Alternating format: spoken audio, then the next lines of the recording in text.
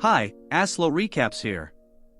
Today I'm going to explain epic science fiction film called Avatar: The Way of Water. Before we get started, I challenge you. You have to click on subscribe and activate notification in less than 5 seconds. You got it? Alright, click the like button too and let's get started. After the Nausicaa successfully repelled the Resources Development Administration invasion of Pandora 16 years prior, Jake Sully is now the leader of the Omaticaya clan and is raising a family with Neytiri that consists of sons Nedium and Loeke, a daughter named Tuk, and adopted children Kiri, a child of Grace Augustine's inert Avatar, and Spider, the human son of the late Colonel Miles Quaritch, who was born on Pandora. As Earth is dying, the Resources Development Administration, under the direction of Francis Ardmore, their new commander, returns to colonize Pandora, much to the chagrin of the Nausicaa. Recombinants, Nausicaa avatars who have had the memories of fallen human troops implanted into them, are among the newcomers, and Quaritch's recombinant is in charge of them. Jake spearheads a guerrilla operation against the Resources Development Administration a year later. Quaritch and his men kidnap Jake's kids while on a counterinsurgency operation. Upon their arrival, Jake and Neytiri kill a number of Quaritch's soldiers in order to set them free, but Spider is still held captive by Quaritch, who identifies him as his son.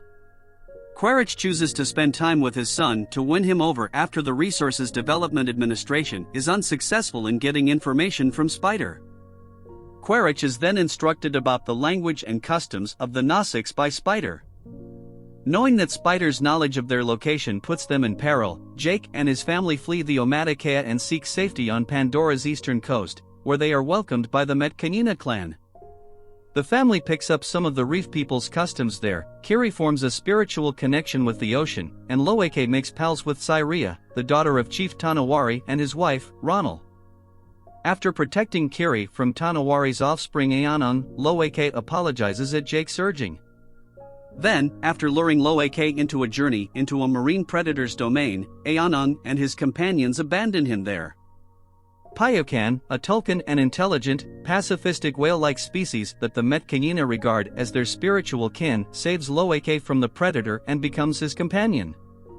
After arriving home, Loeke befriends Aonon by accepting responsibility for the journey, but he learns that Payokan is a pariah among the Tulkan.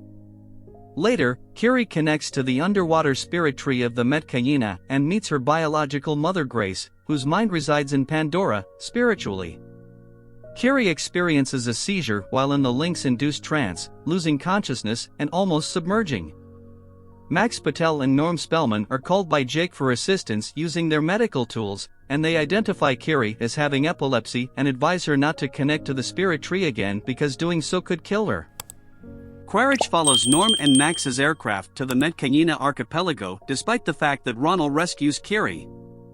Quaritch, who is accompanied by Spider, teams up with the Resources Development Administration's marine activities, which are overseen by Captain Mick Scoresby, and seizes control of a whaling ship that goes after Tulkuns in order to collect an anti-aging serum. When Quaritch's team raids the island, they unsuccessfully question the tribes about Jake's whereabouts. Quaritch then instructs the whalers to slaughter Tulkuns close to the villages in an effort to entice Jake to leave. When Loeke mentally connects with Payokan, he discovers why he was exiled. He violated the pacifist principles of his species by attacking the whalers who murdered his mother, resulting in numerous fatalities. When the Metkayina hear about the Tulkan killings, Loeke and his friends and siblings immediately leave to alert Payokan. When they discover Payokan being pursued, Quaritch takes Loeke, Cyria, and Tuk prisoner. In order to confront the humans and save the children, Jake, Neytiri, and the Metkayina start out.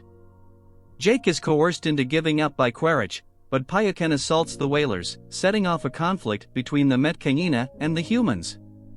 While saving Loeke, Cyria, and Spider after Spider cripples the ship, Nedium is mortally shot by Quaritch. Jake and Neytiri, who were devastated, return to save their other children who had been found. Quaritch, who holds Kiri captive, is the opponent Jake must deal with. Quaritch initially denies their connection when Neytiri does the same to Spider, but changes his mind after Neytiri cuts Spider across the chest. Inside the sinking ship, Jake, Quaritch, Neytiri, and Tuck become imprisoned. Following a stressful battle, Jake knocks Quaritch out cold and is saved by Loeke and Payoken while Kiri rescues Neytiri and Tuck. Spider saves Quaritch but declines to accompany him, returning to Jake's family instead, who accept him as a real son. Jake notifies Tanawari of his choice to depart the Metkayina after Nitium's funeral. The chief acknowledges Jake as a clan member and cordially invites him and his family to remain. Jake and his family embrace and adjust to their new life at sea before pledging to continue their opposition to the Resources Development Administration. And that was how the movie ended.